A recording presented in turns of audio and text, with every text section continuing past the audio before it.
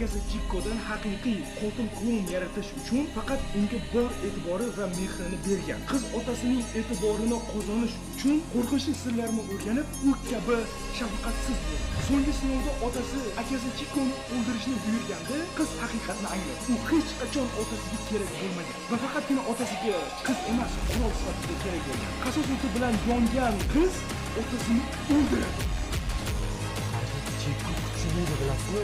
Agar otasini o'ldirgan bo'lsa, bu undan ham kuchli. Ammo bu ish bu g'alati qiz uchun ozodlik emas, balki cheksiz vijdon azobi. O'z qo'llari bilan o'z qo'lini yutganini anglab yetgan qiz qilib qo'ygan ishdan dahshatli afsus cheka boshladi va qilgan jinoyatidan chalg'ish uchun otasini o'sha qonli kostyumidan o'zga kiyim yasagan edi. U tunlari qotil klon niqobi ostida ko'chalarga chiqib, o'zining ichki og'riqini o'zgalar qoni bilan yuvishga urinadi. Ammo niqobni yechgan har lahzada u o'zidan nafratlanib, yanada tushkunlikka tushib boradi.